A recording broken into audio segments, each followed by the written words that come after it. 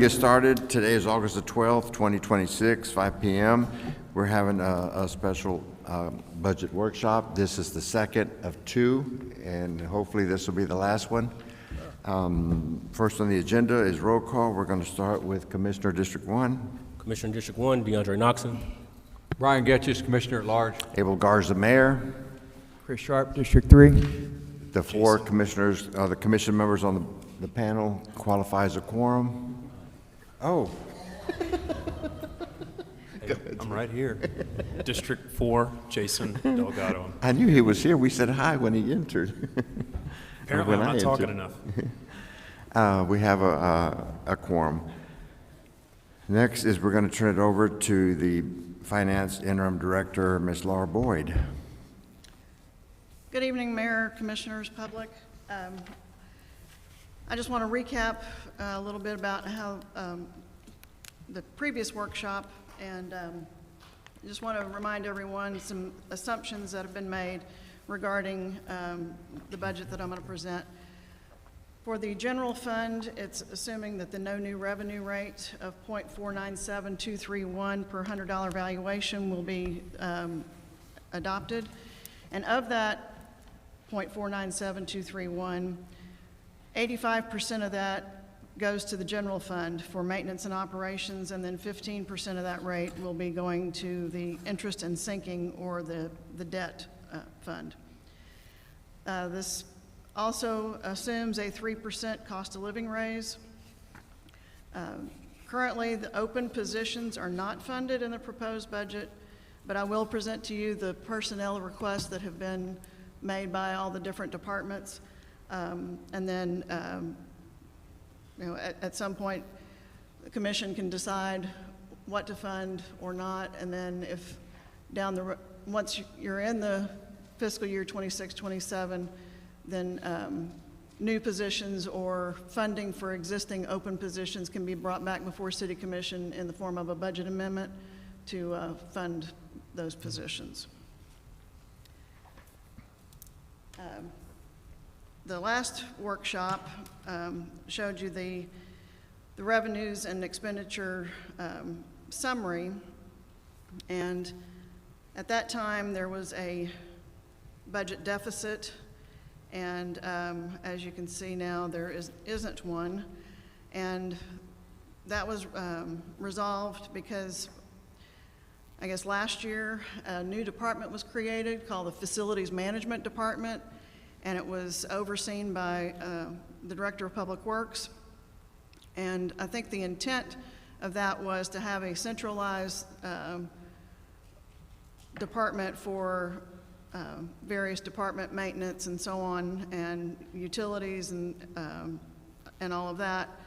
But in talking with the department heads and in our departmental meetings with the mayor, the majority of the department heads said that really didn't work as efficiently as was hoped, because it kind of created another layer of bureaucracy. So a department that typically would call to a vendor and say, I've got problems with an air conditioner or something, and that they would deal directly with the vendor. Well, with this Facilities Management Department, then the other department would have to contact someone in Public Works, and then they would call the vendor, and then anyway, it was just took longer for things to get resolved.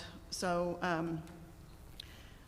I removed that department, which was like $3.6 million, plus the fact that some of the departments had already accounted for some of those types of things, utilities or maintenance of buildings, in their budgets. So there was a duplication there, so we got rid of that. So that's the summary on that. And I believe at the last meeting we stopped right before the fire department. So we'll start with going through the fire budget. And if you have any questions, I'll entertain those questions. And Chief Harris is here to answer any specific questions you may have about the fire department budget.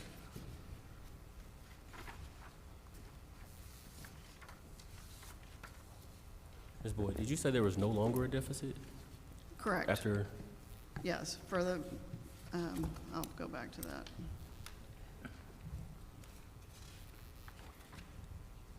So if you Ms. look at the Boyd? column, the proposed budget column,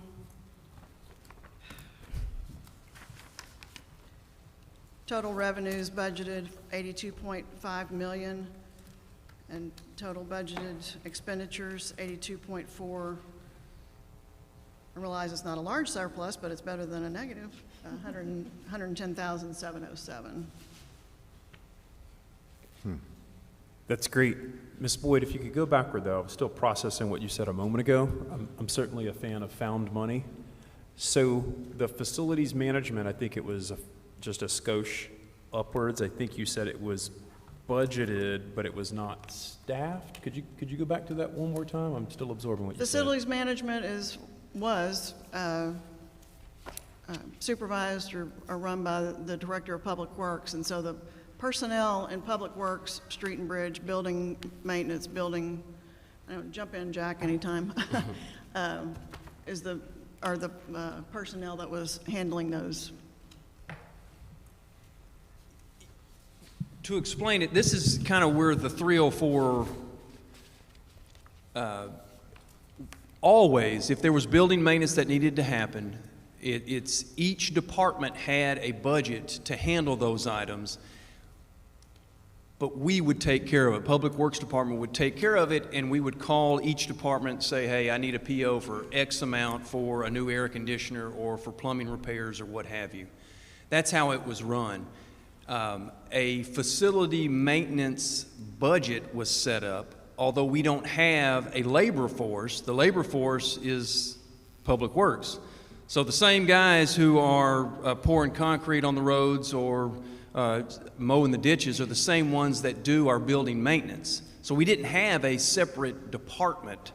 So that's kind of where it got confusing, as well as who's budgeting what. So that's kind of what the 304 was created. It was intended to have all of the building maintenance type stuff came out of one account instead of separate accounts, and it just became very difficult to track and control because it's really not its own department. Well, the money for the maintenance that was in that 304, there was money in your budget for whichever department for maintenance too, right? We had money in our budget for our buildings, and so did Parks and Rec. They had a building maintenance account, and it was trying to figure out how we take, because Parks and Rec may have they would also, it wasn't just building maintenance. They had other items that they would do internally that they would take care of out of their building maintenance account. And then when it got taken away, it just threw a lot of confusion in the mix. And so that's why we asked Ms. Boyd if we could just do away with that and kind of go back to how we were doing it. It just sounds to me like you had something put here for maintenance and something here. I'm sorry, I couldn't hear you. That you had the same dollar, you had money in this account for the maintenance, and you had money in this account for the same maintenance. So we didn't really, like taking that money out of this account, we still have the money there, so everything's fine. You still can do your maintenance. I wish I could answer that clearly. Right now, the way that we have it budgeted, it's not like that. It's back to where it was, where we don't have a 304. Each department is responsible for funding their building maintenance. Okay. So we'll run it, but we keep that from happening. So we just have one account. Yeah. I get it. Yeah. Could we scroll back up to where that line was? I think it was just, wasn't it right there, Laura? Well, yeah, right there, facility management, that 2.9 right there? Yes. Okay, so 2.9 was earmarked, wasn't spent, we didn't staff people, we're not laying anybody off, it's just found money. No, the Sorta. 2.9 is for the current year. Yeah. Oh, okay, so then the 2.5. I can add something to this. So for example, my facility maintenance, I believe it was close to $100,000 Yeah, that sure. was removed and taken into the 304. So I have multiple facilities, okay. but all of that facilities money went to that one. So it's not really that we had two accounts. My account was depleted and added to that. Right, I understand. Okay, thank The you. first column here is for the current year's budget, and then the second column is for the current year's projected, and then you see the 26-27 budget for facility management is now 0. Because anything that was in Department 304, facility management, is now in respective departments. Marvelous. Ms. Boyd, is this a new document? This document that you're looking at? Yes, I've revised it since the last workshop, Okay. yes. Sounds like common sense to me. Okay. Well, it's great to hear that we're not in a deficit, so I'll take that. Yes. We ready to go on to the fire department? I think so.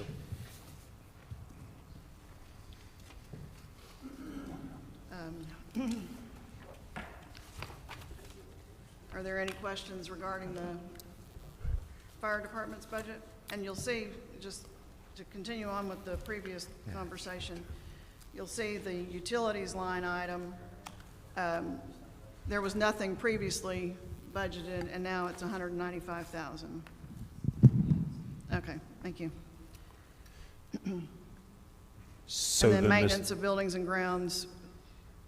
So that's not a, like that 195 then, Ms. Boyd? I noticed that anomaly throughout. Utilities had been 0, and suddenly there's a fairly significant utilities line? Yes, because the utilities line had gotten moved to the facility management department. And the Okay. utilities is electricity, water, natural gas. Oh, utilities. Okay, but then that explains a lot, because I think there were a significant number of net new spend items that were previously not in the prior year's budget. They're not actually new spend, it was just in a different account. In a different place, yes. Wow. Rubik's Cube. Please continue.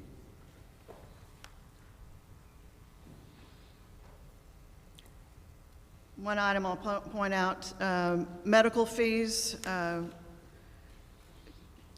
Most departments have a medical fee line item, and that covers drug testing, et cetera, or whatever. The fire department, as part of their collective bargaining agreement, the city pays for annual physicals, and so that comes out of this line item, in case you were wondering why it's significant.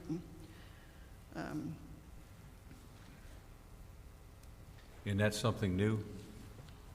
No, sir, that's not new. I'm just pointing out that it's larger than you'll see in any of the other departments' medical fees line item. And they don't do that with the police department, it's just the fire department? Correct. Unless nothing's changed with that, has it, Audrey? Okay. On the fire department, land and building improvements, you'll see $175,000 there. That's for any facility improvements to any of the existing structures that may be needed. Okay,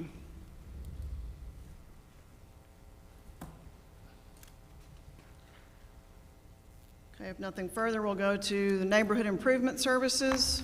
Ms. Boyd, but, so we were on fire, right? We were just wrapping up on fire? Okay, if we could go back up to the overtime line item, I'd had a chat with Chief Harris about this, and I think Chief Harris had prepared this excellent handout. Could we just park on this topic for a quick minute?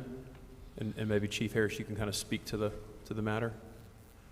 I went back through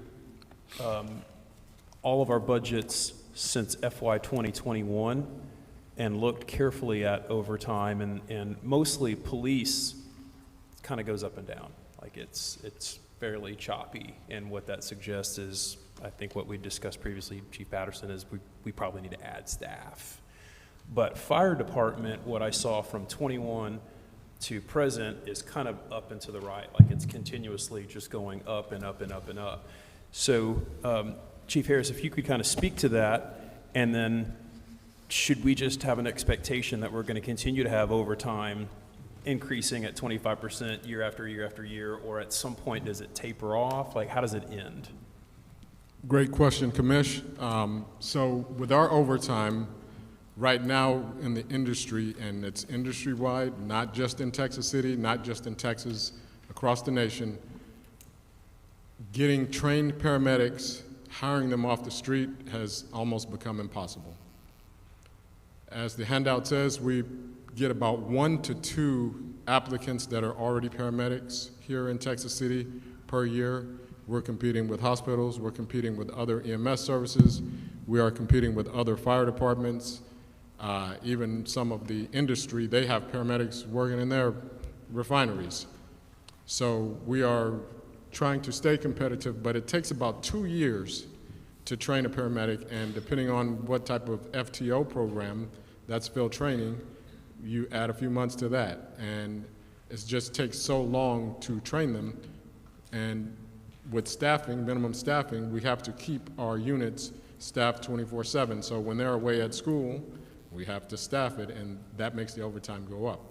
The good part of that, or the hopeful part of that, is after we get to a certain amount, once we get to about 90% paramedics, so that's for us about 15 more, then it will taper off and the overtime will come back down. But then as you open new facilities or you increase your medic units or your need for those kind of services, then you get right back into a similar situation. So yes, it will go down eventually, but right now we have 20 staff members that are in some phase of being certified as a paramedic. So that means they're either in school, they are either in a clinical, they are just signed up, they're in some phase of being certified as a paramedic. And like I said, you can check anywhere.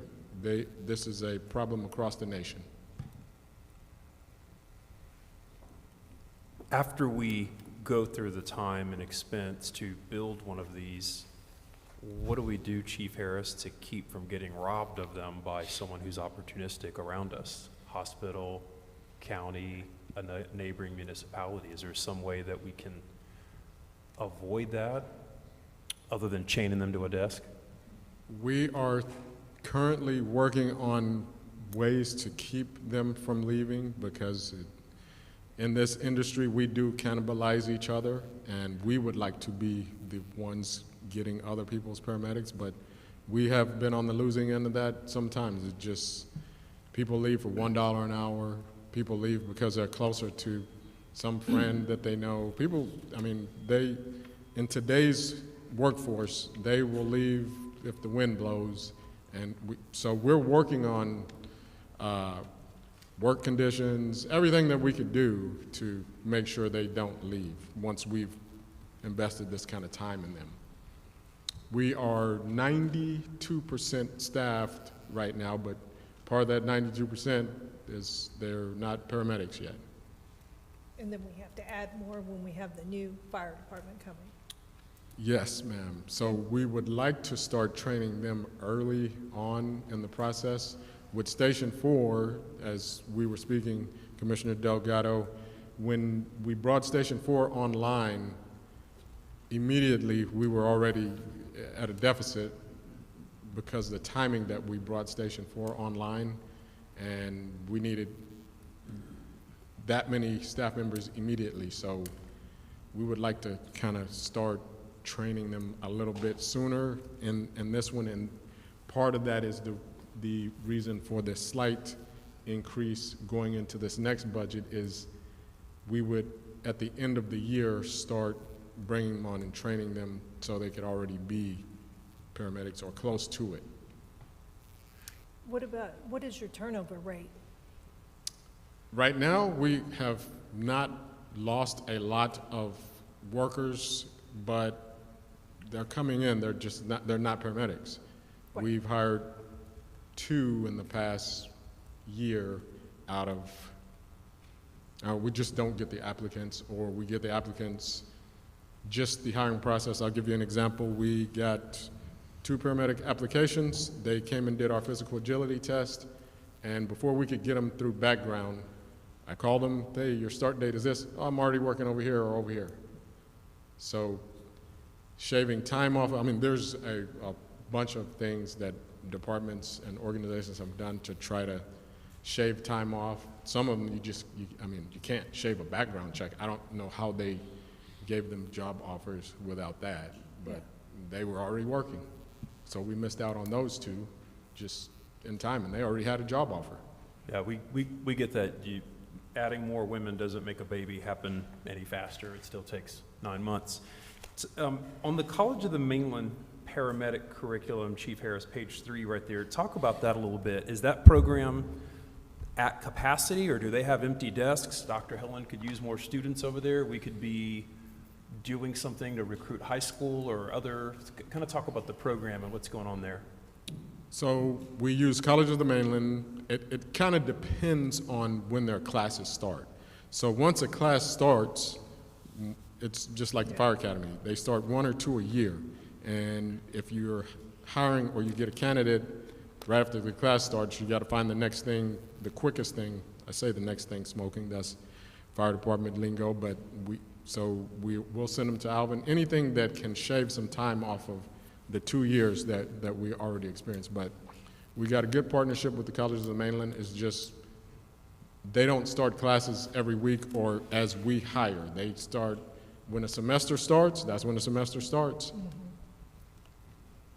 Yeah, we get that. What I was looking for, though, was if she has space for 20 students or 50 students per semester, are we, what she, us, they, the group of us, are we able to fill those, or do we need to put more, like an advertising campaign, something on Facebook, something in the high school, or what have you? But it seems like this is a chronic problem, and then maybe there's something else that I'm thinking about the commission, like we tend to know people and twist arms and stuff like that. The guys back there would appreciate anything anyone knows to do, but we have a program at the high school here in the ITC where we start teaching them as freshmen how to do this, and when they graduate, many of them can already be an EMTB and a firefighter, so that shaves a little time off. Oftentimes at the College of the Mainland, when their classes start, we don't have 20 candidates to send them, but we send them, what we have. And like I said, there's multiple individuals at different phases of these classes or clinicals that they have to do or field training that they have to do. We are open to any ideas and any help from anyone in the community, commission, in the state, anywhere, because it is becoming more of a problem in this industry. Thank you. Yes, sir. Hey, Chief, where do we rate in the county for pay, the fire department? If you know. Chief of Staff is doing some research on that right now, so it would be hard to say. I haven't personally checked in a couple of years. He's putting together some information on that so we could come back around and revisit that. I'd hate to give the wrong information. Appreciate it. Hey, Chief. With overtime, is there any way to see how much overtime we're paying out due to the shifts compared to like police officers working 12-hour shifts and firefighters working 24 hours? Is there any way to compare those two to see the increase? So the main difference in police and fire, other than the shifts, so they come to work at 7 a.m. and they get off at 7 a.m. But the main difference is the police academy is probably 1 semester or something like that, right? And field training is another 60 days, or depends on the person, 4 months. So they can have a guy train depending on what his assignment is in 9 months, a year, and there's a whole nother year and 4 months on top of ours. So, and they have, it's even in police world, they're competing with neighboring departments. People leave all the time, but that extra year and 4 months, it makes it more troublesome as far as overtime and sending people to school and sending people to clinicals. The clinical is a whole nother component that after they finish the school and they get a course completion, they don't qualify for the state exam, they still have to go work basically free somewhere getting experience. And the police, you don't have to send anyone out for clinicals. They got to go work in labor and delivery, they got to go work in the hospital, they got to go work in all these places, and that's just part of what the state says you have to qualify for the paramedic exam. Thank you. Thank you, Chief Harris. Mayor, let me go on.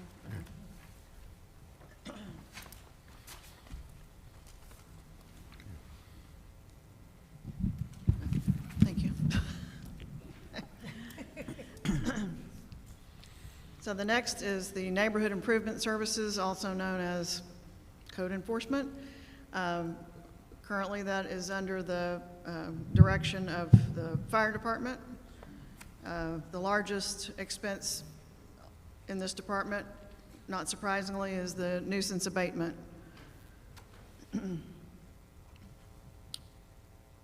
Any questions on that? Nuisance abatement, that's us paying to mow the grass, things like that. Yes. Is that enough? I hope so. After every one of these meetings, someone is coming and bringing issues of broken windows or overgrown lots, or is $400K enough? It's not enough. I want to start mowing the grass. So nuisance abatement also includes junk vehicles, it includes junk and debris, and substandard buildings to some portion, and sometimes that's enough, sometimes it isn't. We have actually had to come back and adjust that, but our forecast for this year, that would be enough. Are these firemen that do this, or? So the Neighborhood Improvement Services is a combination. You can sit down. You can have a seat. You can have a seat. You won't be there a while. Hopefully that's not a contributing factor to that overtime there, Chief Harris. Go ahead. Are they firemen? Are these? Great question. So Neighborhood Improvement Services is a combination of the Fire Marshal's Office and code enforcement officers who hold a TDLR license through TDLR to be code enforcement officers. But it's kind of a team effort between the fire marshals and these code enforcement officers. But it's a fireman that's in charge of it. I mean, he. Yes, yes. he or she. The fire marshal oversees the code enforcement division, or NIS. Is that necessary? Do they have to be a fireman, or can they, it be an inspector or something like that? I mean, we have inspections, inspection department. Do these people do about the same? You said, is it necessary? I don't think. That a fireman does this, Is there a qualification? fireman. Is there a qualification that it must be a fireman? That's what he's asking, to do that job. I think that's what he means. To do code enforcement, the license for code enforcement is TDLR. It's a code enforcement officer license. The code enforcement division works with the fire marshals to do a number of things. Now, as far as moving the junk vehicles and working the substandard structure cases, that's primarily the fire marshals, who are assisted by the code enforcement officers. But with the proper training and licenses, I guess others could do it as well. Okay, thank you. But it's not an actual firefighter. I mean, I realize fire marshals can fight fires too, but it's, the code enforcement officers are not firefighters. Right. Right? The firefighters are code enforcement officers they have the license to Do that, do but that, but the code enforcement officers are not firefighters. Right. Gotcha. Is that? Gotcha. Yeah. That's what, I think that's what he was looking for. That's what he was looking Commissioner Getchus? Yes, you're good. Thank you. for. Hey, I have one. How much of that, do you know the percentage that we recoup of those costs through, charging the water bills or however? There And sometimes is- lawsuits? So when when we get an abatement order, they do file liens against those cases, and I'm not sure exactly what the return is, but there is a return in there. But as you can imagine, the return can be slow because a lot of times the lien isn't cleared until somebody goes to sell that property, and Right. anyway, so, Right. anyway. Lion Margaret has that information, or will they be able to if we needed it? I believe so, but I can find out.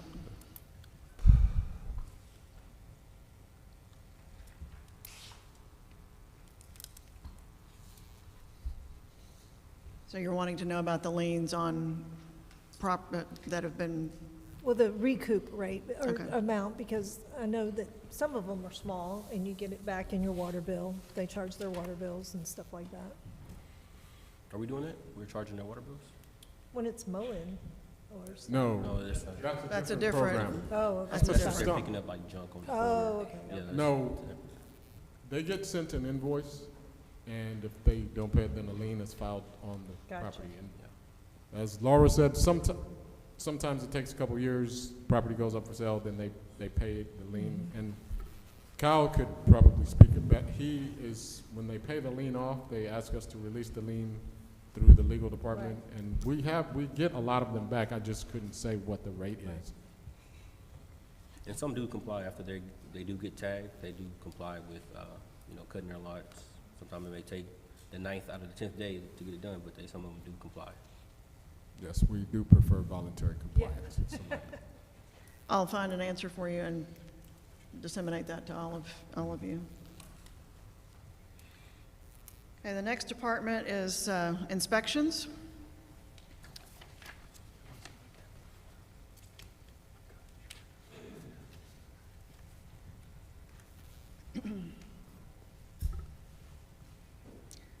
Nothing unusual in the inspections budget.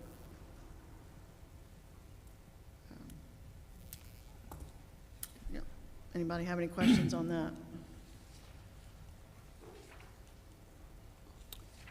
Just throwing this out there, the proposed budget is less than it was amended for, right? Correct. Mhm. Would that, would we possibly need to come back for a amendment if Margaritaville goes through? Yeah. I know they're paying for the third party, but will our staff need to be involved? I'm not sure. I mean, that can be revisited and be brought back before commission if necessary. Okay.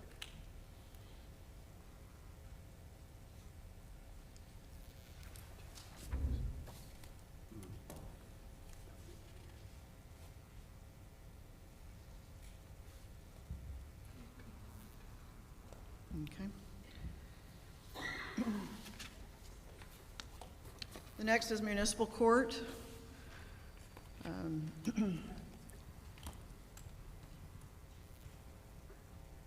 How many positions are there?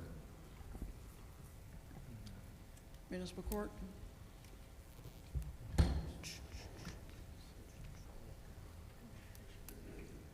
HR, do you know how many positions there are in municipal court? I know there's 4 marshals that report to the court. There's the prosecutor, and then I believe there are 6 people in the department, but I'll get you a definite answer.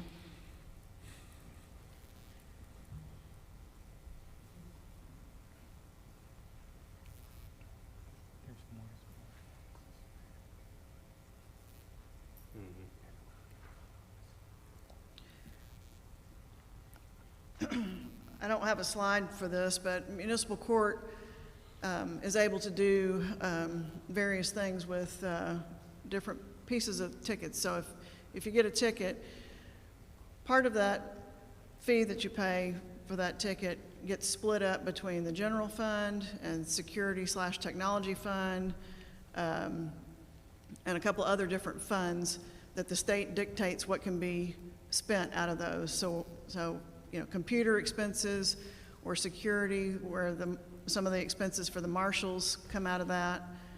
So it's not just the general fund. Yes, the general fund is the bulk of it, but they have other revenue sources to cover some of their expenses.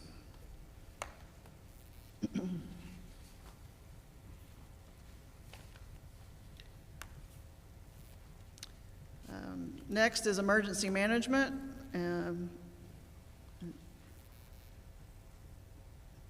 There's nothing unusual in this budget. Any questions on emergency management? Right now, there's one person. Correct, Joe? Yes, there's one now, there should be one vacancy. Okay.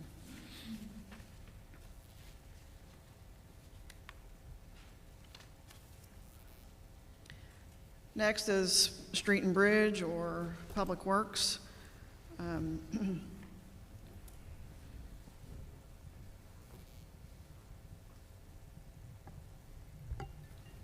You have any specific questions regarding public works or street and bridge? I do, Ms. Boyd, but I'm not sure if it's my ignorance or if because we don't have the capital improvements section, I think. We haven't gotten that yet, have we? Now, for capital outlay, there's two different things. What we call rolling stock or big pieces of equipment. That'll be in Fund 602, which is the Capital Equipment Replacement Fund, which is later on in my presentation. And then any construction projects or projects that are being funded through the General Land Office, that's also later on in the presentation. When I went back, Ms. Boyd, through the FY 2021 and then all the ensuing budget years since, and looking carefully at CapEx, there's a fairly consistent pattern of CapEx spending. It's kind of choppy, it's not flat, but it kind of corresponds to what one would expect in real life. We're going to fund this project, replace this, build that, whatever. Mm-hmm. But what I observed is in FY 24, the recurring CapEx spend drops to near zero. And so it suggests that for whatever reason, we stopped putting money into CapEx. Now, maybe that's just because I'm new and ignorant, and maybe it's in a different fund now or a different account or something else, but it just seemed kind of startling that we said either our stuff stopped breaking and we stopped needing to fix stuff, or CapEx just disappeared. Well, we can discuss your specific, some specific examples, and the likelihood is that it's just in a different fund, not necessarily coming out of the general fund. Okay. Ms. Boyd, where are the new stoplights at in the budget? Excuse me? The new stoplights, where are they in the budget? What department would those be under? Traffic signals right there. They're under the Street and Bridge Department. Repair. Let me see. The traffic materials and signs 100. line item. Jack, you want to speak to the traffic signals? It's a favorite topic, Jack, of my constituents in the grocery store, at Lowe's. Yes, sir. And you can see those, the 150 and the 100, and that's significantly higher than what we've been running. All of the new signals, we've got the signal that's going up at 9th and 9th, and then the one at 9th and 6th Street, and then the one at the Loop and 9th Street. Yes. Those are being funded through, that's a project that's being funded this budget year, and all of the signals that are going up currently, TxDOT is funding. And so that amount right there is just to have materials available to repair those once TxDOT says, hey, those are your signals. That hasn't happened officially just yet, but it will be coming soon. Marvelous. That's really, you live on my side of town, you know that's kind of a terrifying intersection. Just one more on that specific one, Jack, the Loop, and I guess that's 9th Street right there by the school. When does that project start? It's officially been started. We've got the longest thing is just getting all of the equipment in. So the equipment has been ordered. Commissioner, if you can allow me a day, I can get some exact, a good schedule for you. I can give that to you tomorrow. Take a week. But that is a hot one. Yes, sir. Quick. Yeah, that's great. Thank you, Jack. Yes.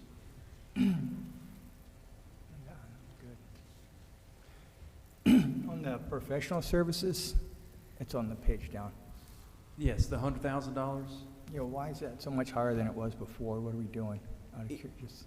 It had traditionally been about that amount. In fact, I based this budget really off of my 2024 budget, just to kind of get back to how we were doing budgets before, getting away from the 304 count, all that good stuff.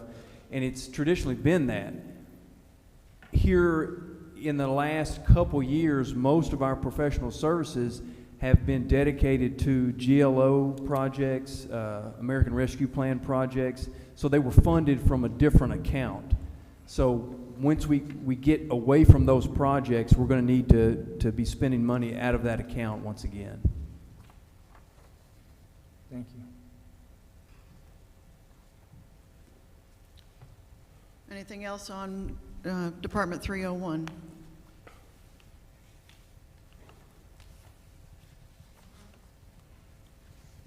And here's facility management that is now zero, so I won't dwell on that.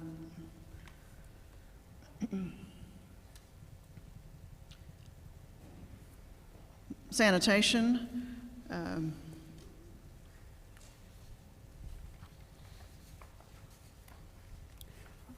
In sanitation, Ms. Boyd, I think there was something like an $800,000 jump in sanitation. Waste removal? Yeah, I'm not sure with the line item. I'm not seeing it right there, but maybe Jack or someone could address that one. Was there or whomever, but did a contract come up for renewal? That was the best bid. I mean, things go up, we get that, but There was a contract renewal, there was a 15% price increase, and the budget number was not accurate. The budget number was not accurate before, so we were 300,000 light. Should have been 4.3 million.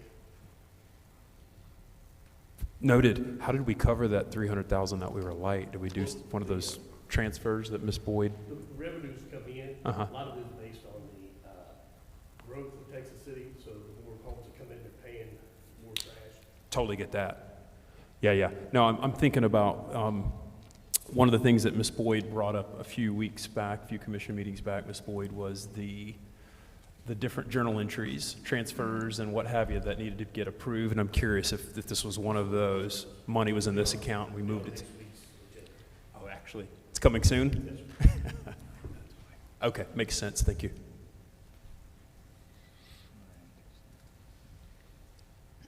Any other questions on sanitation?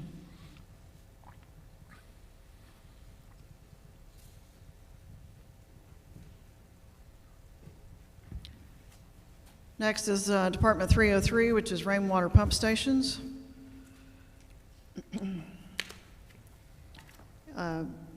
The Moses Lake Pump Station project is not in this because that's a general land office project and it is in a special revenue fund, which I'll show later on in the presentation.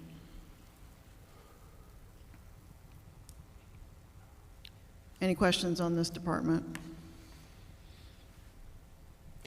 Not here, but just in a word or in a bullet point, are we on track with that equipment and all that stuff, Jack? You and I had a chat about that. Certain constituents that have a high interest in diesel engines and things of that nature. The pumps are in fabrication. They're So being built They have out. been ordered, yes, sir. Okay, marvelous. Thank you.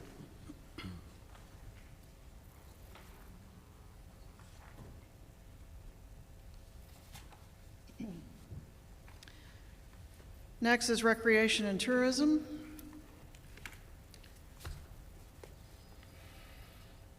The bulk of recreation and tourism comes out of the general fund, but there are some items that can be paid for either out of hotel and motel occupancy tax, or the Dyke Fund, or other revenue sources, just to let you know that it's not, there are other expenses for Raconteur that are not captured here in the general fund. Sticking with the topic of overtime, it's nowhere near the same order of magnitude as the other topics, but yeah, Ms. Miller, if you could kind of speak to that, it is pretty consistent year after year after year. Absolutely. So when we have things like heavy rains, right? Everyone wants the parks and the medians, they want to cut. So we do have our parks crew that goes into overtime when things like that happen, right? Or let's say this facility, if this meeting goes until 10 o'clock tonight, we had to anticipate, we don't have someone just all the way here till 10 o'clock. Ask fewer questions, Delgado. So those people are going into overtime. So we anticipate those needs, right? Things like that happen with our staff. This building, for example, we have weddings, quinceañeras, sometimes they end later than they're supposed to. We have to be able to do that. I also, in my budget, realized, okay, there is some overtime, where can we adjust? And I did this last year as well. We do need to add some positions, right? That's also a thing too. I don't think our park crew, we've added a new position in a decade. So there's some needs, right? So that's what I can say for our overtime. It's marvelous. That all checks out. Not checks out, sorry. Makes sense. Makes perfect sense. The events, I think about the car show, the Lone Star Deluxe, fantastic event. So when your staff are out there doing what they do, that's overtime though? That's overtime, yes. That's an overtime for our parks crew members that are there. However, like this facility, our custodian staff, that's considered regular time for weekends because this is open 7 days a week, but our parks crew has like a standard work schedule of during the week. So What- if we're working later or on weekends, that's overtime. So when Sam or any other third party wants to put on an event like that, I'm guessing, is there a fee that we charge that, or we just, It as a depends on courtesy? the event. Some events are co-sponsored. If we see that they're a benefit for the city of Texas City and they're bringing in a revenue or an economic impact, we'll co-sponsor, right? But there's other events that are independent and that those will be paid events. We have a special event application and they're vetted, depending on those things. Marvelous. Thank you. Thank you. I have a question, this is kind of off topic. On the food trucks that show, do they have to pay a permitting fee like they do for Mardi Gras and stuff in Galveston for that Yes. weekend? And those are all handled through the police department, the permitting. And EDC, I'm sorry, through economic development. One thing that we have started doing, and this is per state law, is typically when food trucks are in the city as opposed to special events, we are no longer allowed to charge permit fees to food trucks. They're supposed to register and be part of the state registry, and they get permits there. The city still has the ability to monitor their health status. They have to reach out to either the health district, the county, or the state level to make sure their permits are over there. We also have the ability to monitor their fire code, to make sure that they're up to par. If they've gotten it done within the last year, great, they give us that documentation. If they have not, the city is permitted to do that permit for them. That's a departure from what we've done previously, and that applies not only to food trucks around the community, but also for food trucks that would be at the community also. It's a different situation with events like Nicole mentioned, but Gotcha. for that, we do not charge for permit fees. What about the rec and tour security? Okay, so, that line is for when we have events, right? Let's say, again, a wedding, and they need to have security. We have an account that's allocated for that, saying, hey, we've charged these people this amount, but we still have to have security at this event, and this is the account we say we're gonna take it from, if that, I don't know. But the people pay for the security, The correct? people pay for security, but that goes back into the general Okay. fund, and then when I requested from the police department, I need to say, hey, this is the account we're paying from. That, Understand. Sorry to interrupt, Mayor, Commissioners. We're beta testing the live stream again tonight. We're having trouble with that microphone. So from now on, if you could just come up to this microphone. We're also doing closed captioning, so that one's just not working right. And then, so anybody else speaking, if they can speak into a mic, it's going to capture it on our closed captioning and stuff. Thank you. Are we getting feedback online, Joe? Can't hear you, that kind of thing? Not yet. Not yet, Commissioner. We're beta testing and making reports, and we'll get all the commissioners' updates on how that's going soon. Understanding we might have a live audience, I just want to say for the record, should we have food truck people observing? I, for one, as one commissioner, just love a good food truck. And the one that has the Italian ices, I know some others may feel differently about that. Any other questions on Raconteur?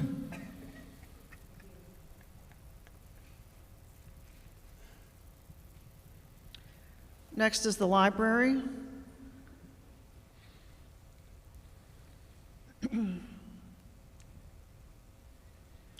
Nothing unusual here. Any questions?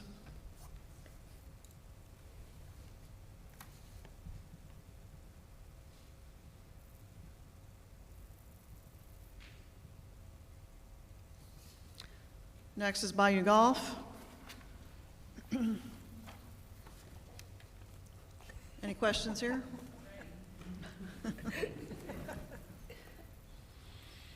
The most significant change is an increase to golf shop supplies.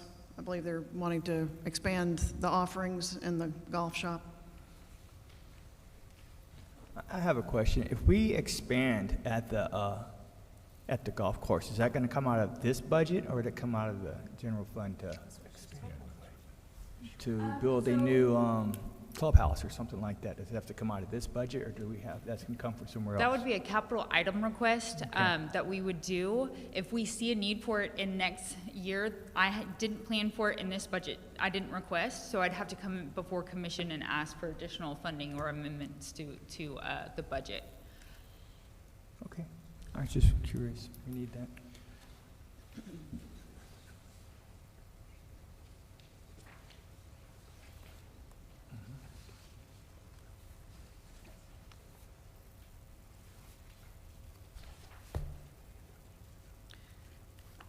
There is one capital item in golf, and it's $27,100, and that's for pro shop upgrades.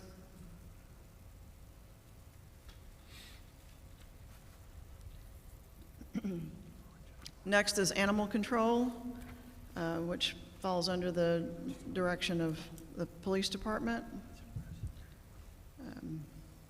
Any questions here?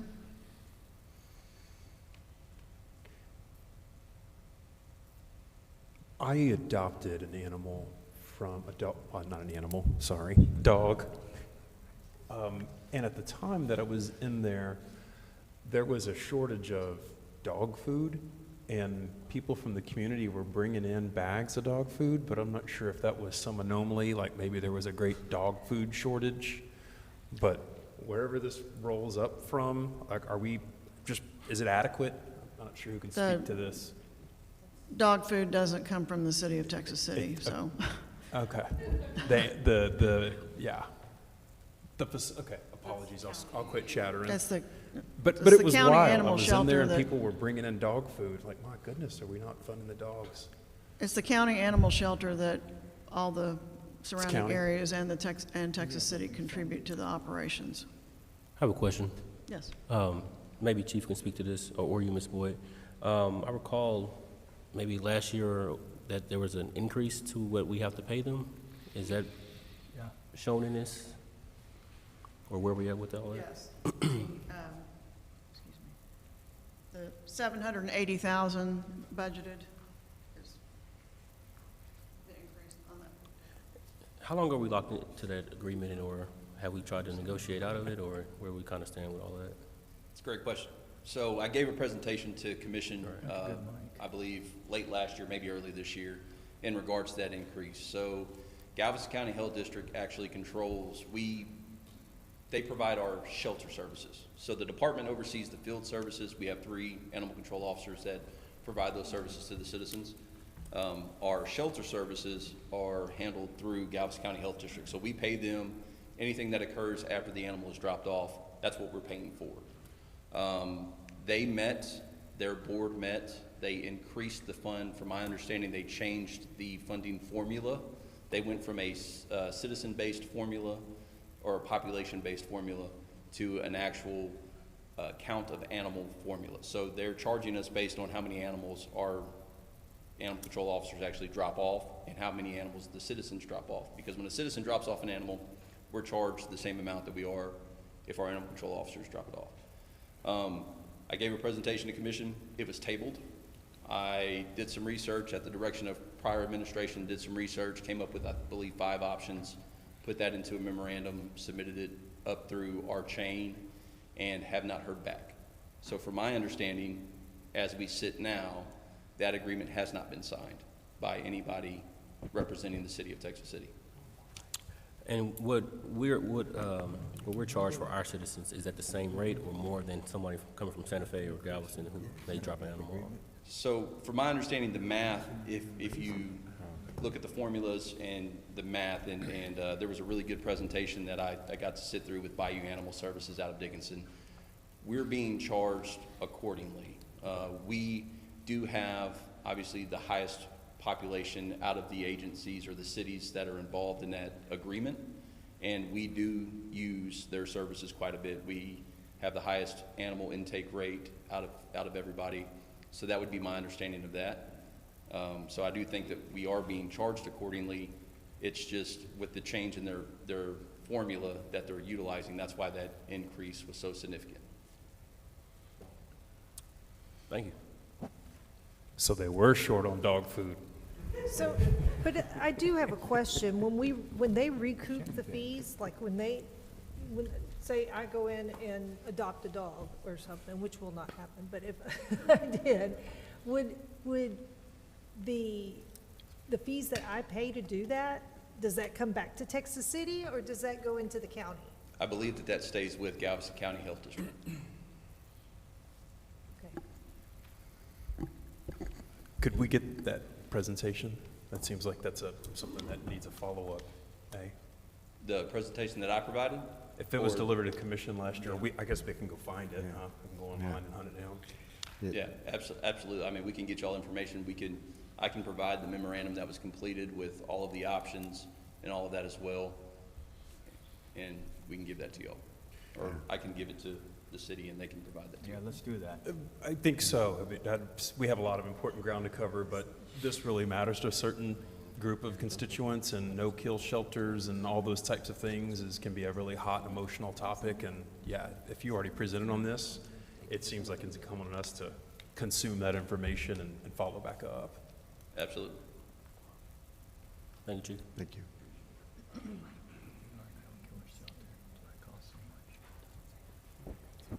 Any other questions on Animal Control Department? Okay, the last department in the general fund is Grants Administration. Several years back, the expenses that are now in this department used to be covered by the HUD Community Development Block Grant, but it was decided to move this administrative part of this over into the general fund. That way it's not taking away from services that could be offered to the people in the community that need it. So that's why this is not a department that's been around a long time in the general fund. So I just wanted to give you a little background on that. Any questions here? It's pretty straightforward. It's the administrative staff that, The scope of the grants administered through this, Ms. Boyd, would include then things that are not CDBG, like everything that's not, or would CDBG Yes. be in there to some extent also? well, any of the grants, including the HUD grant, the administrative part of the HUD grant. Well, what normally would have been covered under the HUD, right, Patricia, is now covered by the general fund, so it's not taking away from services to provide to people who need it. But yes, it's not just the HUD stuff. So HUD and GLO and other.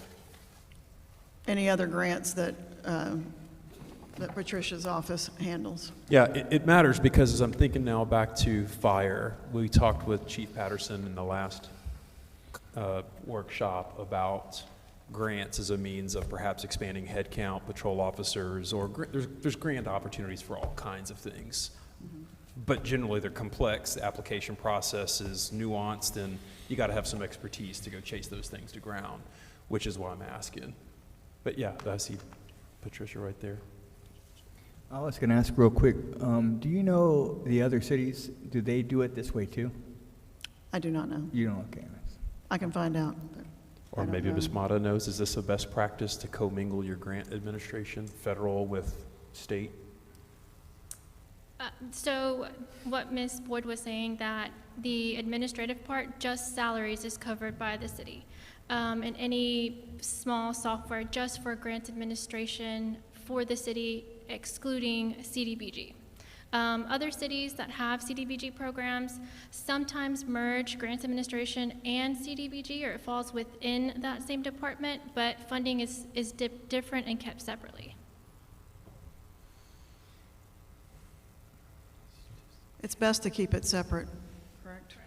Well, yeah, that's why I'm asking this. So if we were, well, I'm making this up, this is hypothetical, but let's say that there's Department of Justice funding to expand local policing because of some program or something. Somebody has to go chase that stuff down. And I'm guessing it's probably not Chief Patterson, it's probably not the best use of his time. But who would go run that to ground? Is it these folks, or is that someone in the police department? So it's a joint effort. Obviously, the police department is the subject matter expert in whatever it is they're needing. So we do offer the technical application aspect of grant management. We look for the grants, we help them write it, we put it together, goes before sometimes commission and first submission, and then post-award if awarded. Thank you. Okay, that's the general fund, and now we'll get to some of the other areas.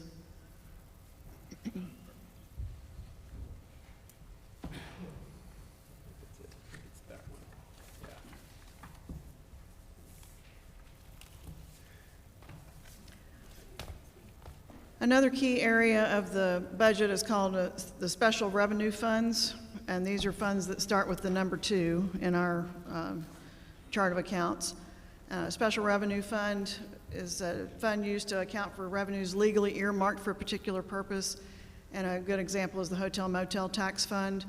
The state dictates what these funds can be used for. Typically, it's promotion of tourism is the big one. So I'll go over some key special revenue funds that the city has. Hotel motel, the mitigation infrastructure grant, that's where the Moses Lake Pump Station is, and the Texas City Dike Fund. By ordinance, the city's hotel occupancy tax is 7% of the hotel's receipts, and it's payable to the city each calendar quarter. Many of those who are supposed to pay monthly. They're supposed to pay at least by calendar quarter. Currently, there are 20 locations subject to this ordinance. That is hotels, and there are 3 short-term rentals that are reporting. Don't know if there's others. We would have to contract with a firm that would audit to find out that sort of thing. Projected unassigned fund balance in this fund at the end of this current fiscal year, $3.3 million. Typical annual revenue is $1 million. Ms. Boyd, going back to something that you just said, short-term rentals. So to be clear, that would be the Airbnb, VRBO type things, Correct. right? Yes. In the past, I owned a number of those units in Travis County, city of Austin, and they were militant about enforcement of collection of that. So I'm curious, do we know, are people generally paying timely, or is there delinquency in this We would have to contract with somebody to audit that. We're not And the- sure. And the 3 short-term rentals that are paying currently are individuals. They're not associated. I said yes to the Airbnb and VRBO. It's something similar, but these are actually individuals that are doing it separate from Airbnb or VRBO. Yeah, when I did it, I had my own account with City of Austin. Like, it didn't go through the vendor. It's direct, Jason Delgado to the, okay, very good. So to put a point on that then, we're not sure. There could be none, or there could be dozens. Yeah, Don't know. yeah. Do we know how much we get from the Airbnbs? Excuse me? Do we know how much we actually get from the Airbnbs, how much they contribute to this? I can only speak to the 3 that are, Just those? but I don't know regarding Airbnb Oh, okay. if there's others. I know that companies like Airbnb and VRBO, they collect the state hotel occupancy tax and remit that to the state. But local jurisdictions, I do not believe that they're doing that, but I can find out. Like I had said previously, recreation and tourism has, well, they typically, and it's not just with Nicole, historically, there's been a sizable wish list of items. These are the items that there were high priority, some of these of Nicole's high priority listing can be paid for out of hotel occupancy tax. Carlos Garza Sportsplex, the Doyle Convention Center, Robinson Stadium, because they promote tourism. There's events here from people from outside the community coming in, or sports tournaments and things like that. Those qualify under use for hotel occupancy tax. And as you can see listed here, the total is $408,353 for all of these items here. Any questions on this? Another key special revenue fund is the CDBG Mitigation Infrastructure Grant. It's federal funds administered by the Texas General Land Office. Some drainage improvement projects have already been completed through this grant. The original grant award was $17.8 million. There was the 3 subdivisions that have been impacted by this grant: Amburn Park, South Point, and Freeway Park. I've listed the total spend on those projects. And then, of course, the Moses Lake Pump Station project to date spend almost $900,000. Expected total cost, if I've got the right number, $12.5 million. And then Commission recently approved transferring $5.1 million from the general fund over to this grant fund to cover the shortfall, because the original award does not cover the current cost of the Moses Lake Pump Station. And just so that everyone is aware, the vendor invoices are not paid until the General Land Office deposits the funds into the city's bank account. And when the vendors bid on these projects, they know that up front, that it's a grant project, it's a General Land Office, and they know how the process works. So it's not like they're bidding it blind and, calling us and saying, okay, where's our money? Well, we're not going to pay until the GLO has funded it. Any questions?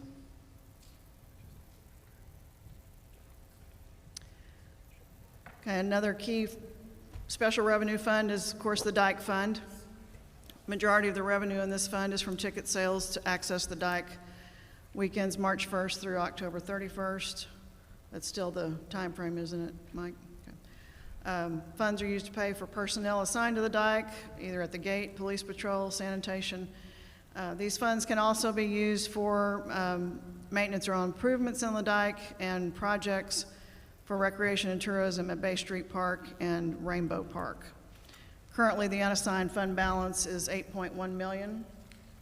And I can give you the latest revenues and expenditures.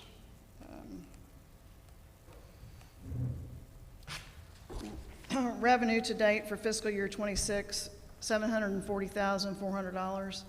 and expenses to date, $295,400. So we'll be collecting, through the end of October. Ms. Boyd, one more time. So year-to-date, you said roughly how many Ks? 7 what? The revenue is $740,400, 740K, and the expenses to date, $295,439. 295, so 740 minus 300, so roughly 400K a year is what we're netting, our year-to-date? Yes. Marvelous. That is fantastic. Any other questions regarding the dike? Yes, Ms. Boyd, I have a question. Previously, we had a commissions grant fund, and from what I recall, I thought this came from the Tech City Dike Fund. Is that still active? I know what you're referring to, and I don't know that it hasn't been decided if that's going to continue.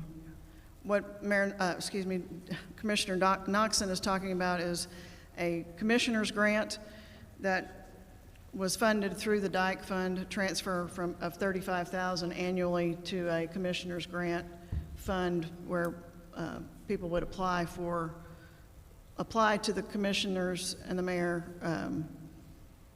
for a grant annually. So was this budgeted for the 2025-26 year? No, it was not. Was I don't not? believe it was. I'll double check, but I don't believe it was. I will find out and let you know on that.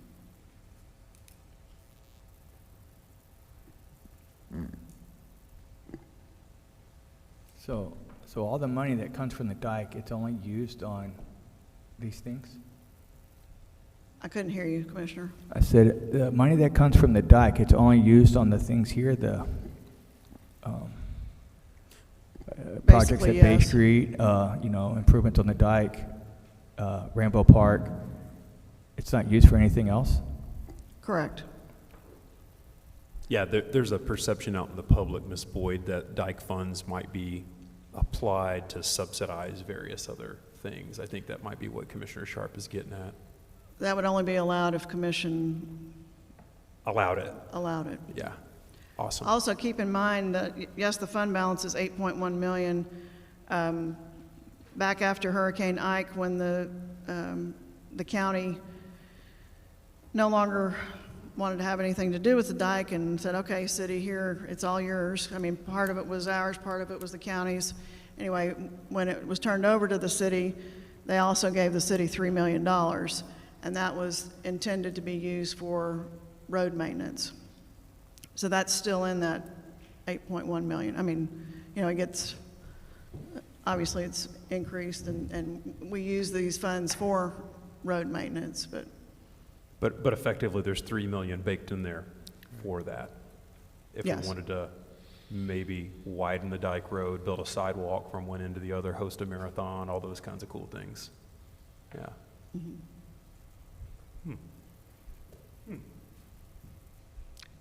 any other questions regarding the dike?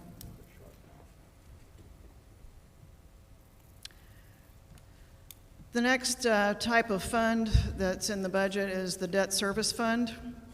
And it's established to account for revenues and expenditures used to repay principal and interest on the debt, either general obligation bonds or certificates of obligation. Projected fund balance at the end of the current fiscal year, $5 million. Budgeted revenue for fiscal year 27, $5.5 million. And budgeted debt payments for fiscal year 27 is $5.8 million. And I can, hopefully y'all are able to see this.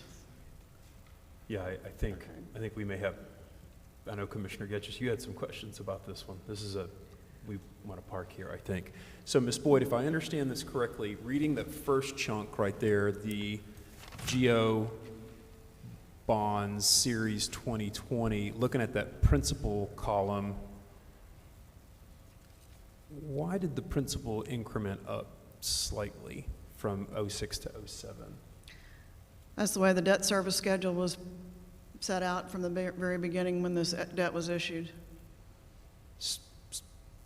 Would that have been like the last payment, sort of like the final balloon to tie it off and it's done or something?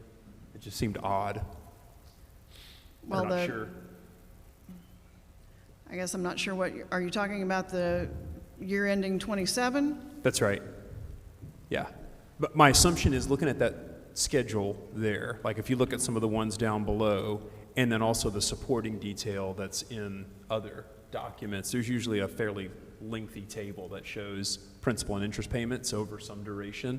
So that the numbers are so small suggests we're right at the end of paying that bond off. But I would expect that last number to have gone to 0 or something smaller, not increment up by 10K. Well, the final payment will be paid on February 15th, 2030. Of course, what I'm showing here is 28, 2030. I don't have an answer for you other than that's the way the debt service schedule was created. That's fine.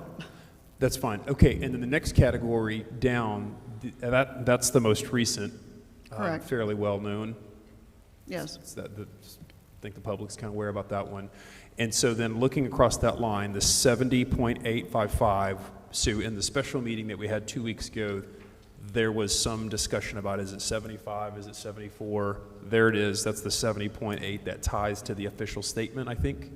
Yes, that is correct. Okay, so then the way that the public should read that, the way that we should read that is it's the 70.8 plus the 43.5. And therefore we end up at something like 100 and, math is hard, 113? Yes, the principal plus the interest is your total debt cost for this. Okay, marvelous. I just wanted to draw that one out. And then I thought there was one more debt, but maybe it's utilities debt. Is that, I think that's in subsequent Yes. pages. I'll get to that in a minute. Yeah. Okay, thank you, Ms. Boyd. So the first debt issuance, Series 2020, the grand total for fiscal year 27 principal plus interest is $423,600. That's the 370 plus the 53.6. And then on the certificates of obligation 2025, the principal plus interest for fiscal year 27 is $5,372,750, which is equivalent to $447,729 a month. There was a lot there. If we go back through that just a notch slower, I think what you said is that 2027 row, the 1.9 plus the 3.4, Ms. Boyd, it's the 5.3 div Yes. 12? Okay, div 12. So that's $441,000 a month? Just for that debt issuance, it's $447,729 a month. So for the grand total debt for fiscal year 27, that is paid for from property tax revenues is $5,796,350. That's the Series 2020 and the Series 2025. So a grand total of $483,029 a month. So looking at that another way, if we hadn't issued those certificates of obligation, if we hadn't borrowed that money, then is it fair to say we'd be long approximately $500,000 a month? 440-something thousand a month? You'd still be responsible for the $423,600 on the 2020 issuance. Fair enough, up above. Yes. For the year, right? Yes. Yeah. Okay, I just want to draw that out because there was some discussion about that in this room last night, and I was making the point it's roughly $500,000 a month in debt service. Yes. And then at the bottom of the page is debt service that is a certificate of obligation Series 2018 that is completely paid for out of the utility fund, which is an enterprise fund, business type, which we'll look at that in a little more detail shortly. So, Ms. Boyd, we only have one other certificate of obligation that we're paying for right now? From 2018, that's the only other one we're doing, besides... That's the only certificate of obligation, but you have general obligation bond Right. Series 2020 that Yeah, but you're... that's a general obligation. I'm talking about the certificate of obligations. Just Okay. two. Okay, thanks. Yes.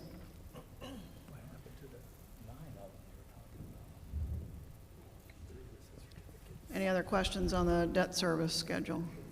How much do we have a month, or a year? What, the total, is it 6 million a year, roughly? You're talking about what is paid for out of property tax revenue? For the fiscal year '27, it will be $5,796,350. That's principal plus interest.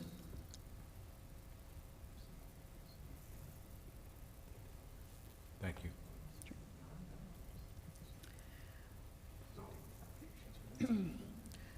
The next topic is construction fund, and this is Fund 412, which is where the proceeds of the certificate of obligation, the budget for spending that money is in Fund 412. And I've listed here the different items, the budget, and what's been spent to date.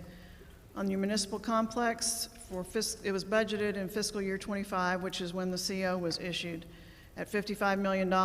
Spend to date is $2.4 million. Temporary city hall location budgeted in '25 was $472,295. Spend to date $206,620, or $20,716 a month. Fire station number 5 budgeted at $14.1 million. Spent to date $2.3 million. The engineering public works building on Emmett F. Lowry, the expansion there, budgeted $3 million, spend to date $764,000, and library renovation budget $1.5 million, spent $248,000, which I'm not sure that that's accurate, but I'll double check that number there, because it's finished, isn't it? The roof and. Okay. Okay. So I'll get back to you on the, like I said, I don't think that library number is correct. The budget is correct, the spend to date I don't think is accurate. It looks a little bit low for the amount of progress that I see over there. What we've completed for that 248 is the roof. So it is a little low, but it is substantially, the 1.5 is a lot more money than what it's costing us for the roof. Understanding, Joe, that we're live streaming, people aren't going to be able to hear Jack's responses from the audience, right? Yeah. Jack, that's important. Maybe repeat that for our live audience, for the folks at home. Yes, sir, Commissioner. The amount that's shown spent to date, we are about finished with the roof. We have the only thing that we have remaining is to do that the trim and trim off that so the edge of the roof and trim off the excess roofing material that's hanging over the eave of the roof. I agree with Ms. Boyd that 247, it looks, I don't know if what our actual build to date is, but the roof replacement, which is the only thing that we have currently contracted for on that $1.5 million number, is substantially less than 1.5. I believe it's closer to $400,000. That I would guess. Yeah. Jack, while you're there, a couple of other things. Muni Complex, City Hall has consumed a lot of attention. Lots been said about that recently. And I think what we said there is no contract has been let for construction, right? Anything on construction would have to be bid? Yes, sir. We do have a construction manager at risk that is under contract, but the only thing that we're contractually obligated. Which all makes sense. We should pay people for their efforts expended. But looking at that number, and I'm thinking about those nice people from that construction vendor that were in that meeting. Somewhere in that company, somebody's got $55 million on a revenue forecast. And my suspicion is human nature is that somewhere somebody's going to have an emotional attachment to $55 million on that revenue forecast. We have not gotten back with them, Commissioner, about any type of, they have not mentioned any renegotiating of their terms. The contract for the CM at risk is just a percentage on top of what the construction cost will eventually be. Noted. Yeah, I'm just thinking human nature, business, Mr. Spallglass or whoever runs that business has probably got some amount of emotion to making sure that 55 million or something close to it comes in. So then as we explore alternative designs, I'm just pointing out then for fellow commissioners, I'm somewhat skeptical that that vendor is going to have an interest in exploring lower cost alternatives. I would think we're going to hear a lot about things that are right around that number. Jack, you don't have to comment on that one. Jumping on to fire station number 5, given that Muni Complex has taken up a lot of the attention, but on that, I know we spent approximately $2 million or whatever that was to buy the truck. Those trucks are really expensive. They have a long lead time. I remember we voted for that. But construction is not underway on fire station 5, right? No, sir, not at all. Other than equipment purchases, it's just the design fees for the architect. Now, as well as we have a small fee, I think it's $20,000, once again, another construction manager at risk for their pre-construction services. Because whether it's 9 million or 8 million or however many million it was, I think that also merits some amount of revisiting and exploring whether it's prudent to spend that kind of money on a fire station. For another day, I'm not proposing we have that debate, but I just wanted to confirm we're not currently building something there, or we haven't signed anything. There has not been a final determination of the documents yet, no, sir. Fantastic. Thank you, Jack. I want to point something out on this. So what we're doing with the CO for the library is 1.5 million? Yes. I'm surprised it was even mentioned. We spent more than that on the wall and parking to even add that into the CO. I'm sorry, I couldn't hear you, Commissioner. Just a comment, it's not a question. Okay. Thanks. Yes, sir.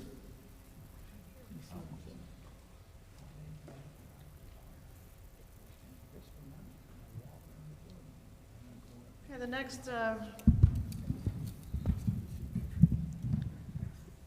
next section concerns the enterprise fund. This supports services primarily from fees, and with the city, it's the water and sewer, all combined into one utilities fund. Enterprise fund agencies generate their own revenue through sale of services. That revenue directly affects spending levels of that agency. So the utilities fund is self-contained, self-sufficient. And there are 5 different departments in the utility fund. You got water administration, water distribution, sewer or wastewater collection, and wastewater treatment plant, and then the lift stations. And as was mentioned or shown on the debt service, the utility fund has the CO from 2018, outstanding $9.8 million, and the debt service for fiscal year 27 is just shy of $700,000. Projected 26 ending fund balance of $60 million. And I'm just going to go through these, the various departments within this fund and their supplemental requests or any significant operating line items. No.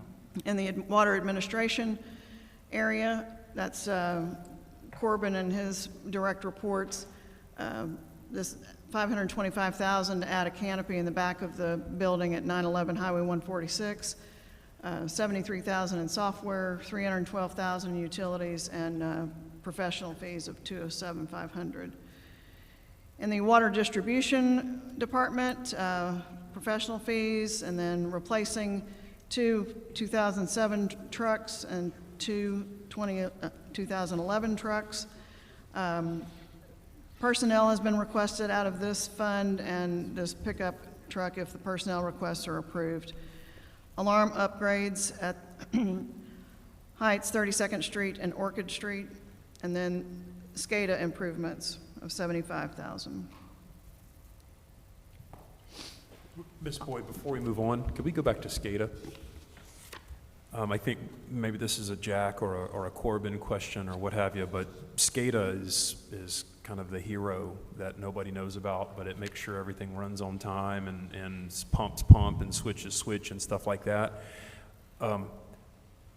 Is that all we need, or is that I just want to make sure that where there's not a significant upgrade or enhancement, Corbin, or something like that, that maybe we've delayed. It's pretty common because that's OpEx, that SCADA gets kicked down the road in big utilities. And so I'm just curious of, is that like a Band-Aid, or is that all we need, or is there a big upgrade that really we've been deferring?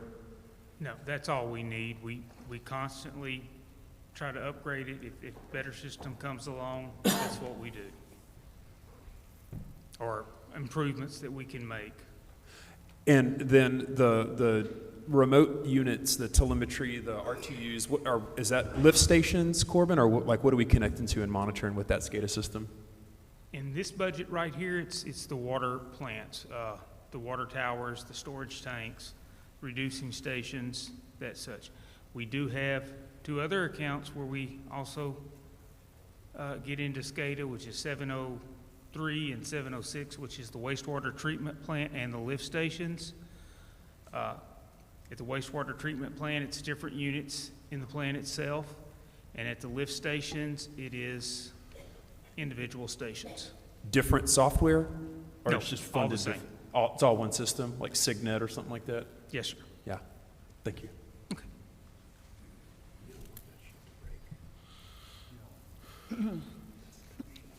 Additional items in water distribution, leak detection, pressure monitoring system, water tank improvements, and then water line improvement phase 24. Water line improvement phases and sewer line improvement phases are standard in the utilities budget. Next, then we have the sewer department, and you can see there's the sewer line improvements, phase 26, and the SSO, that's sanitary sewer overflow. Wastewater treatment plant, couple of mowers, truck, a sludge return pump. Other items here, and the big ticket item is 5.7 million for sludge handling. And then in the lift station, all these departments except for lift stations have salary and benefit expenses. There are no employees that are strictly at the lift station department. So as you can see here, there's SCADA improvements here as well. And then the big one is relocate the lift station 5, which is at 23rd and Palmer, in front of that strip center, $1.5 million for that. Any questions on utility departments? Yes, the 5.7 on sludge handling, Corbin, could you elaborate on that one a little bit? Is that a one-time thing, or is that a recurring thing? It would be a one-time capital improvement. Currently at the wastewater treatment plant, we have 2 holding tanks and a gravity thickener right before the belt press. And it's a single train, there's no redundancy. And this year we got caught, the gravity thickener had to be rebuilt, and we spent a lot more money with sludge handling than we would have had to. Whether or not it wasn't $5.7 million. But we do need the redundancy, and we do need the extra capacity. So when we say it's one time forever, or this is the kind of thing that happens every 5 years or every 10? These units would be built, now they would have to have maintenance, but there would not be that big of an expense with them again, unless we needed to expand in the future. Are we on schedule for this, or should this have occurred earlier, or we're Goldilocks, we're just right, this is when it needed to happen? I think we're getting into it when it needs to happen. Okay, thank you. Okay.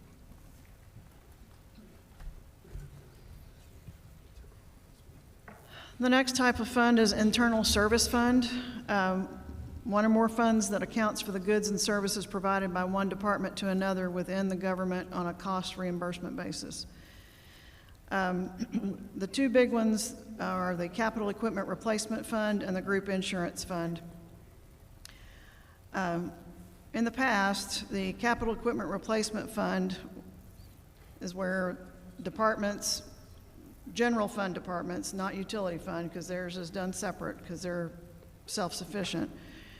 The general fund departments, if they had capital equipment, they would basically pay a lease fee as part of their budget. There would be a line item they would pay into this capital equipment replacement fund, such that when it's time to replace that piece of equipment, there's money in this Fund 602. That can either be done as per department, or most recently, it's been done as a lump sum out of the general fund into Fund 602. That hasn't been done for the last couple of years. And no issue with that, because the fund balance has been sufficient to cover any expenses out of 602. But expected at end of fiscal year 27 that the fund balance will be flat. So as general fund balances allow, departments should either resume their contributions, or there would be need to be a budgeted transfer from the general fund into this capital equipment fund.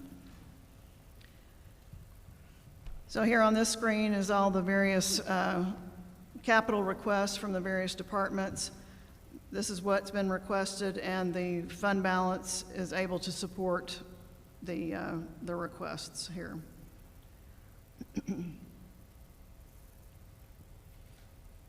Anybody has any specific question on any of these? Public Works, sanitation.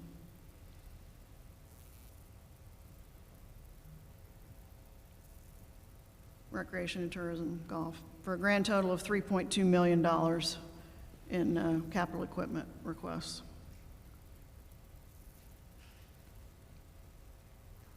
Any questions on this?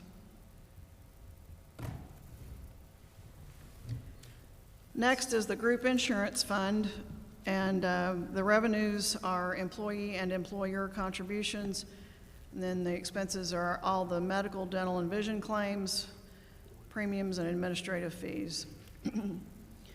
As you can see, the fund balances have trended down and projected to be in a deficit position at the end of the current fiscal year. Historically, this fund has been up and down, and there's have been transfers from the general fund into this fund. Increases to employee contributions have been made, increases of the employer contributions have been made. One thing that can't be controlled is the amount of claims. Texas City is self-funded, which means the taxpayers pay the employees' claims, essentially. Several years ago, there was an uptick of ER visits, and so changes were made to the plan such that co-pays would be higher if you went to an ER. Obviously, you go to an ER if you really have an emergency, but people were going to the ER for things that really weren't emergencies, something that could have been handled in urgent care or whatever. So to steer usage away from the ER unless really necessary, the copay amount was changed. So Human Resources is always working with the city's insurance broker, monitoring the claims. I mean, the city does not see the individual people, just to be clear. They just see, okay, these many claims for this type of illness or this type of service or whatever, and then they're always trying to ways to either reduce claims as best as possible or get better insurance rates. And I mean, it's always being looked at. So, and like I said, historically, it's not unusual to see a deficit in this fund, but it can be remedied by a transfer from the general fund. Okay, I think you just answered my question, Ms. Boyd. If I recap what you just said, first, we're self-insured. right? Like we don't, Yes. not Blue Cross Blue Shield or Aetna or Cigna. Well, we do have a third-party administrator, and at this time, it's Blue Cross Blue Shield of Texas for the medical claims. There's a different one for dental and a different one for vision. But they administer our claims, but ultimately, the city Pays is them. paying the claim. Okay, okay, so then our staff do have a insurance card, whatever this is, Blue Cross. Yes. But in the end, the city's reimbursing. Okay, next. So then the significant jump then from the FY '24, '25 to a deficit of 290, if I heard what you said correctly, we have made adjustments to the contributions that should get us back in the black on that? We have not made any recent changes to contributions. I'm just saying that it is monitored. Noted. Thank you. And Human Resources can answer if you have any more detailed questions on that. I heard there was a program we used that kind of told us how much we should budget for. I can't remember what it was called. That we put in, and when the money that we budget for this, each year we put in what's going on, how many people we have, and it kind of tells us, and we've been using that. Do you have any idea what I'm talking about? I'm not familiar with that, no. Okay, I forgot what it was called. I'll find out. Feel free to shoot me an email, and I'll research it.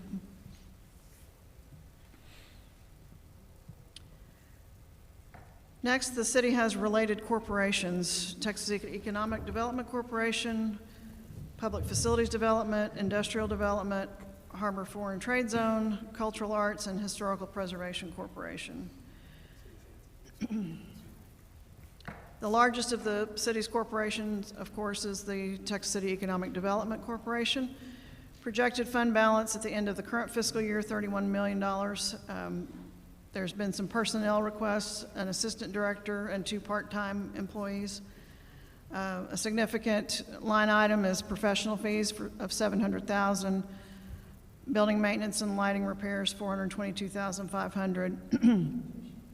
Community plaza maintenance, grants where the EDC receives grant applications and then awards those based on the approval of the EDC board, and then procurement of property.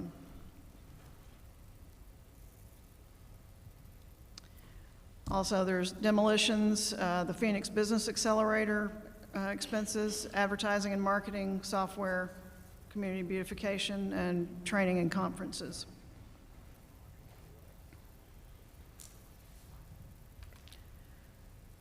I've listed the other corporations here with the 3 of them don't have any significant changes in line items. There's not much activity, and I've listed the projected fund balance at the end of the current fiscal year. The Texas City Cultural Arts Foundation, their big item is the music festival. And then the Historical Preservation Corporation, Recreation and Tourism has requested the Rose Garden at Heritage Square once the Wetzel House is demolished, at least annually. Their bylaws dictate that they are to meet annually, and they will, the board of those corporations will then, usually when they meet is when they approve that corporation's budget. But ultimately, the related corporations, each board approves the respective budgets, but ultimately, City Commission approves their budgets. Because if there's nothing going on in those, can those be closed out? I think in the past, it was looked at as to whether or not to keep some of these. I think some were dissolved, I believe, Ramori. I don't remember off the top of my head which ones. These obviously not, but there in the past had been reasons for keeping these that don't have a lot of activity, but to keep these ongoing. So, Sure. so related to that, Kristen can answer more on Mayor Garza, or maybe Joe, or maybe Kristen, you know, but on that last line item there, the Historical Preservation Corp., I've had quite a bit of discussion with a constituent about this one, and my understanding is this group has not met in some significant amount of time. But whether that's accurate or it's not accurate, is that staff? Do we need members? What's going to happen next with the TCHPC? Yes, that is something that is seen by my department. They have not met since I have been director, and it's because my understanding we have not been able to make a quorum. So I believe that those positions are now becoming available up in September, and so if we reappoint people, hopefully we'll be able to make a quorum. Fantastic. You said since you've been in your position, for those of us who are new, that's how many years? I've been in my current role about a year and a half. Okay, so for at least the last year and a half, Correct. there's been no activity with this And I think corporation. probably 2 years before that. So it's been a while since they've been able to meet. Yeah. Go ahead. The last time that this specific board met was in 2024. That was, I think I know the exact date. So now on this one then, as I understand it then, we are appointing, or the mayor has nominated, and then that will come in front of the commission to confirm Mayor Garza, or what happens next? That's correct. Yeah, that will likely be on the second agenda in September. There are currently 3 vacant spots on the historical preservation. That's a 5-member board. So with 3 vacant spots, it's impossible to make a quorum. Thank you. I just wanted to add to what Laura provided regarding some of these corporations. She is absolutely correct that those groups are required to meet once a year. They can meet more often as need allows. The Public Facilities Development Corporation was created around the ownership of 2000 Texas Avenue when we owned that building. Obviously that has changed, we're renting from it now. The corporation has stayed intact in case another situation of that nature happens and the city has to manage a specific facility of that type. The Industrial Development Corporation exists essentially as a pass-through. So in the event that an industry looks to issue bonds through the city, that corporation is there to oversee that process and make sure everything's done legal and above board. The Foreign Trade Zone Corporation, the FTZ is an incentive that we offer companies in the city, especially those with international trade. It allows the companies that are active in our subzones, we have 2 right now, Marathon and Valero, to essentially save money on excise tax and other charges while the content is within the foreign trade zone. They still have to pay taxes on those items, of course, but while they're in there and they're being repackaged or put together, they're not facing those taxes at that time. So those are, they all have functions, but some of them are standing corporations, whereas the foreign trade zone, for example, we look at that each year. Thank you. Could you give I us a- was leading to the Texas Historical one, and somebody took it and ran. Could you give us an example on the foreign trade zone? So if PetroChina wanted to buy a Supermax tanker full of gasoline from one of our local refiners, foreign, domesticated, foreign-based business, and so while they're here, their vessels in the foreign trade zone, and so they avoid tax on inventory? Or if it's not that, could you give us kind of a real-world example of how this applies? So one of the best examples I've heard about how this works is if you had a vehicle manufacturer that was importing items from around the world to create vehicles and then sell them subsequently. You could be taxed on each individual item that builds that vehicle, but instead what happens is you bring those items in, you work with them within the foreign trade zone, and when they're exported as that vehicle, you're charged the tax for that vehicle.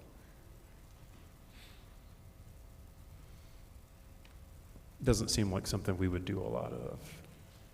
I mean, we have 2 projects considering Shoal Point, and during their construction processes, as they bring in materials from throughout the world, We could do a lot of this. it could quite benefit them, yes. Marvelous. Yeah. Exactly what I was looking for. Thank you.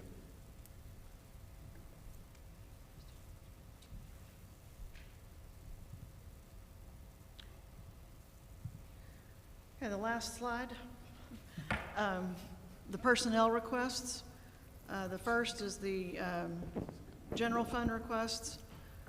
Administrative assistant that would be shared between IT and emergency management.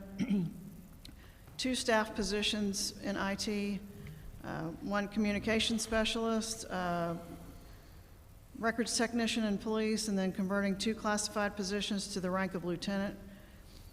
Of course, police department also has standing openings to fill, but that's not included here. This is just either new or changes to existing. Fire department, training officer, assistant EMS director, and then the positions that are required for fire station number 5. So this will be brought back before commission at a later date. Street and bridge, an administrative assistant, recreation and tourism, evening and weekend park supervisor, a laborer, 2 parks laborers, and move part-time evening supervisor to a full-time position. Golf course general manager and another animal control technician. In the utilities fund, water distribution C operator, 2 wastewater maintenance techs, wastewater treatment plant B operator, and water distribution utility worker.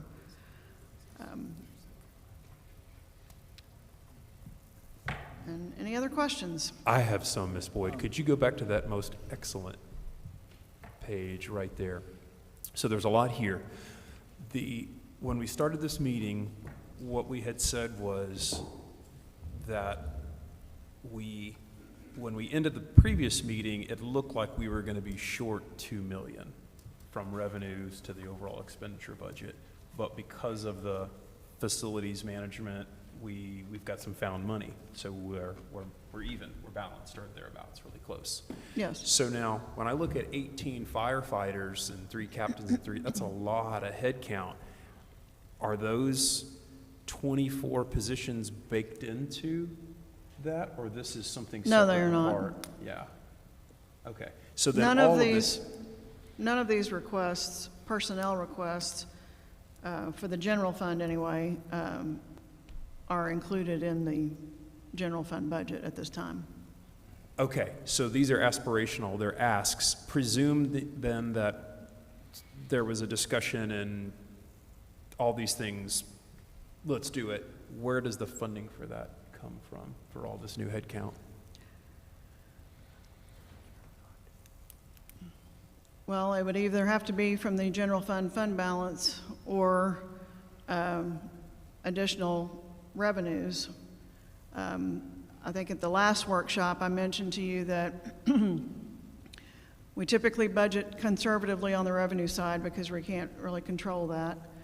And I also mentioned that the Galveston County Appraisal District revises their property valuations throughout the course of the year. Classic example, I requested the tax year 25 most recent valuations, and what they sent to me was supplement number 12.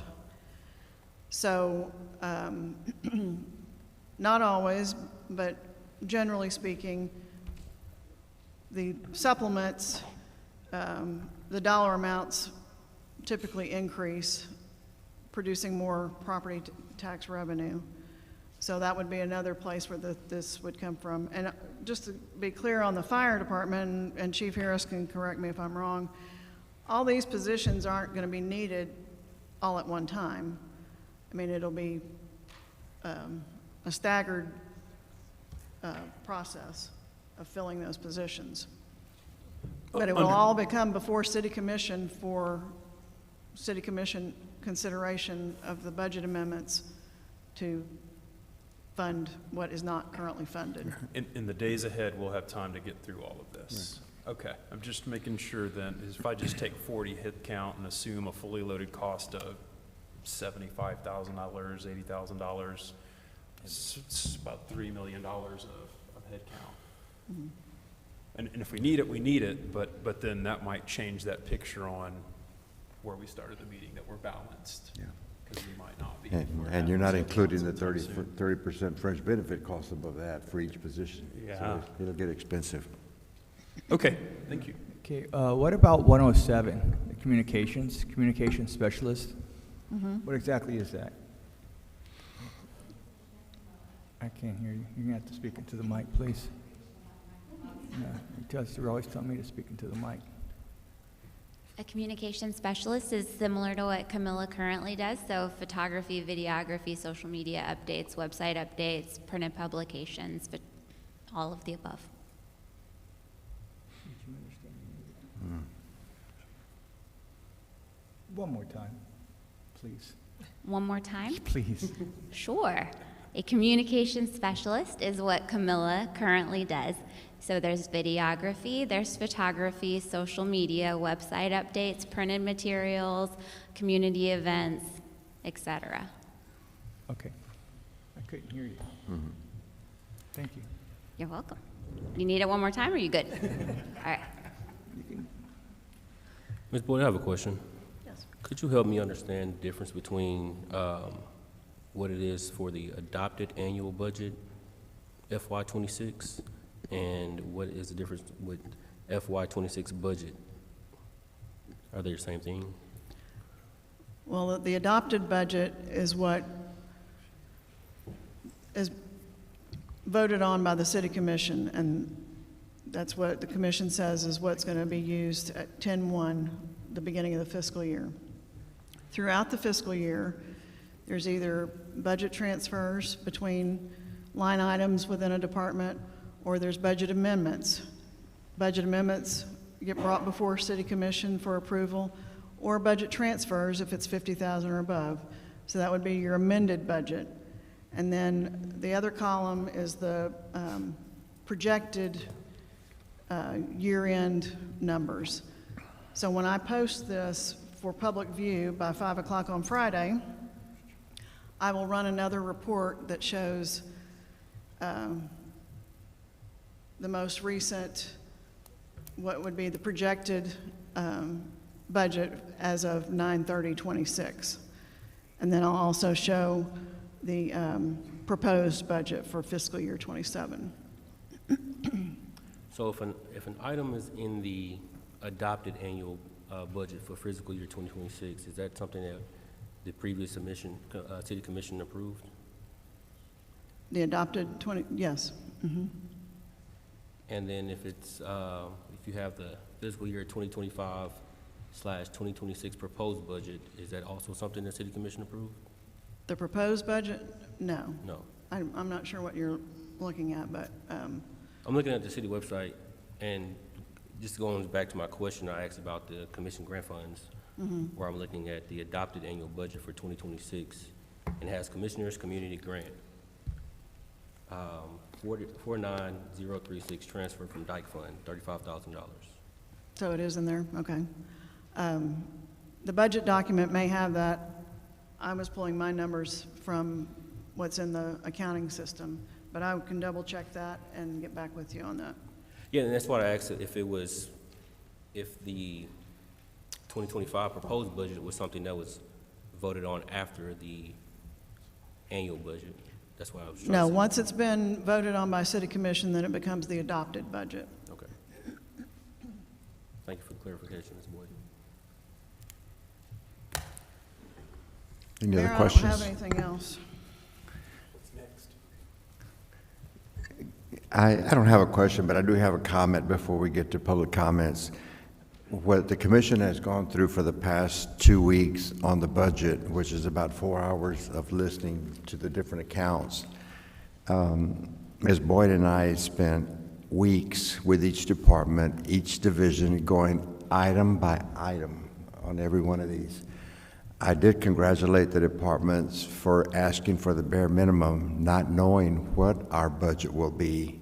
They asked for the bare minimum in order to make the next fiscal year work for them. They did not ask for any fluff. They did not ask for anything that was unusual.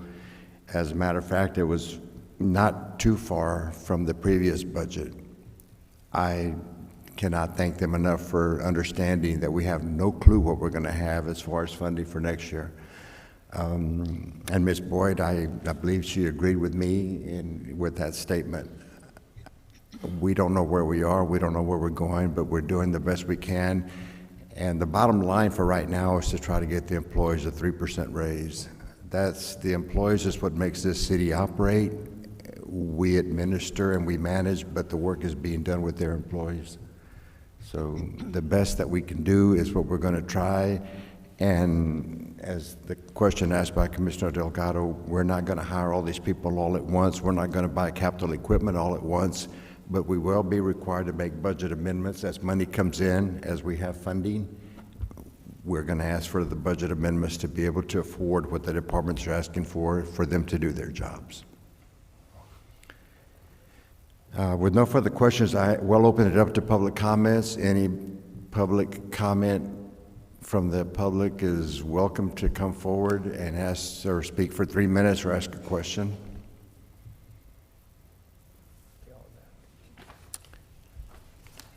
Come on, this can't be real. Where's Barbara White? Sure. Make a motion. This meeting is adjourned.